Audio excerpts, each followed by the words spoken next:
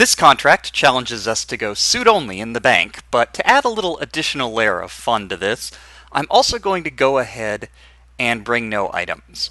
This is the suit only no knockouts challenge number 24, which is the first one I think that they've had in New York. This is like a community project where people make missions that you have to do suit only with no knockouts. They put the complications on there for no disguise changes and no knockouts. Regardless, I'm going to do this without any loadout as well, and with minimal item use if I can avoid it. As a result, we don't start with any easy way to get kind of back into the bank, so I had to kind of vault over there and then drop down. But that's fine because it kind of puts me where I want to go anyway, which is over here into these side hallways. We can run right past that guard by the camera that was below. He never turns around. And then for the janitor and the guard on the left by the railing, I don't think he ever turns around. The janitor, we just have to kind of either wait for him to go buff the floor near the guard, or just wait for him to turn slightly while he's mopping. Second little obstacle here is going to be the fired banker and the guard who's with him. Fortunately, they have a very regular rhythm. The fired banker will go over to get a drink. He'll stand there and complain for a little bit.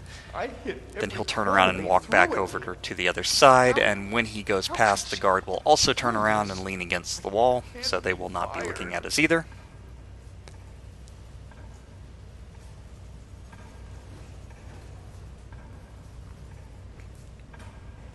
Again, if you had items you could distract people or do things like that. We don't, so we're just going to wait.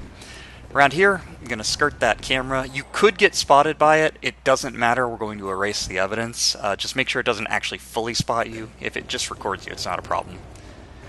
We're going to wait for that guard. Come in here, and we're going to grab a security key card and then immediately get out because there's a guy coming down the hallway. If you're a little slow, you might want to wait for him to go into the bathroom first because otherwise he will spot you. That security key card is one of the only key cards that I know that's just sitting around loose. There are plenty that are dropped by people, but that's the only one I know of right now. There may be one closer, I just don't know the map that well yet. Once we have the key card, we'll be able to get into the vault area, so we'll just run out past those guards back into the public area here rather than retrace our steps, because that would just be a pain. And we're going to come over here to the Lost and Found, which I've carefully avoided because I didn't want to trigger this conversation between the guy who's looking for his briefcase and the guard at the Lost and Found, because what'll happen is he'll ask him to check. The guard will say, "Alright, I'll take a look." He'll turn around, and as soon as he does, we can vault over him and run back here. Now he will half spot us, and he'll come back a little ways, so I've kind of hidden in here just in case he comes around the corner. He usually does not, though. So that's gotten us back here. We'll just wait for him to give up and turn back around. Close the door behind us. We're going to come in here carefully. Don't want to bother those gentlemen. And grab a briefcase.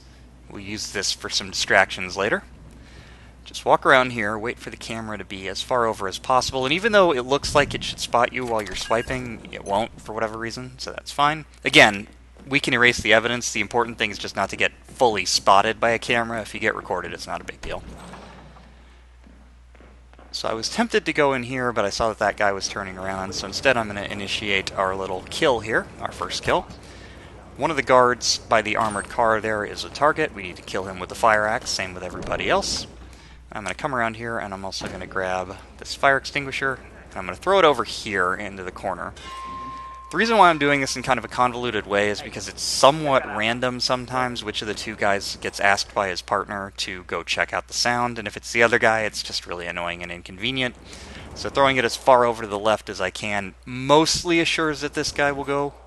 What he's going to do is he's going to walk over there, and then he's going to see the briefcase that's on the upper area, and he's going to come back around. This is, again, a little convoluted. With the right setup, you could probably get him to come up there first and save yourself a little bit of time, but I'm kind of waiting on this guy to leave the evidence cameras anyway, so no big deal. So I'll come up here, take this guy out. His friend won't turn around, so we don't have to worry about that. We are going to hide all the bodies, though, just for fun. Come in here and erase the cameras, and then we need to get out of here quickly because that guy will be coming back in. In fact, I'm going to just close the doors while I'm hiding this body, just in case. He might have partial spotted enough to walk outside. We're going to get our briefcase back as well, Although I guess it's not our briefcase, it's that guy's briefcase. So yeah, he was part spotting me, but he didn't see me, so he's coming back. Alright, now what we're going to do is sneak through here. We want to make sure we're not being spotted or head turned by that guy facing out. We're going to drop the axe, and then we're going to throw the briefcase. Now you want to throw it high, because you want the guy at the desk, who is the target, to see it. Normally, if you throw a reportable weapon, what'll happen is one guard will see it, and one guard will hear it, but since there was a door in the way, no one heard it, just the guy who saw it. He'll go and pick it up and take it to the lost and found or the evidence box. So we'll get him as he comes in here.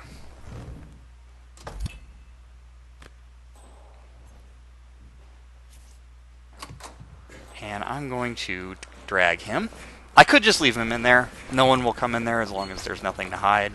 But I do want to hide all the bodies, as I said, just for fun.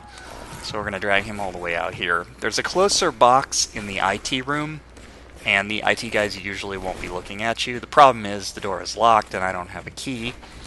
There are janitor keys on people throughout the level. I don't know of any that are just lying around yet, so if I find one, that might make that a little easier to do, but for now, I'm not going to worry about it, because we can just drag him behind, and that guard talking to the janitor will not notice. Then I came back here to try and get my briefcase, or somebody's briefcase, and looks like dragging the body caused it to phase into the floor. I actually think it was in the corner there behind the door. I just noticed that on camera, but I didn't notice that at the time. Fortunately, there's a second briefcase right there. We don't really need a briefcase specifically, but I need something that a guard will take back to an evidence locker, so this will work. Now, very carefully here, we do want to sneak past this guy. Just make sure he's not head-turning in the direction you're going. Otherwise, there's a small chance of him spotting you, which would kind of be annoying at this stage. Now, at this point, we're pretty safe, because we don't ever have to use the fire axe anywhere that somebody might see us. We're just going to come over here and plant it in the corner here. Then we're going to come outside, run back to the main entrance, because our third target is the guard right by the main entrance. We're going to come in here and just throw this briefcase in here. He should hear it. He'll come in, he'll pick up the briefcase, and he'll walk it back to the lost and found evidence box, which is exactly where our axe is, and exactly where we have a place to store him. So we don't have to worry about axe smuggling through the lobby or anything like that, which is fun to do, and you can totally do it. It works just fine. You just get him into one of the sides there, and people can't seem to see him, and you just axe him there and leave. But you can't hide the body there because there's nowhere to stash him. So we're going to go ahead and just do it this way.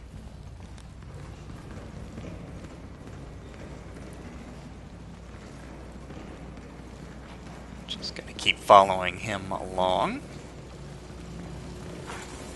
Do want to be careful about the other guards, just to make sure that they don't see you, just in the brief few seconds that you're walking into a trespassing area. Don't do that. I'll come in here. I did end up getting a side hit on him. Fortunately, with all the doors closed, nobody heard the combat, so we're safe on that. Just hide him like that. And before we go... Here. Where's that guy? Never mind. I'll just give it to them. There, I found a briefcase. Give it back to that guy who wants it, you assholes.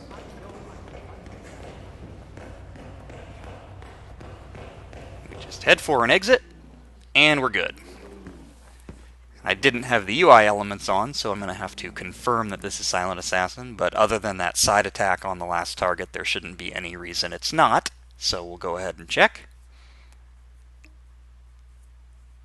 Got all our objectives met, and Silent Assassin. Not quickly, but hey, what are you going to do?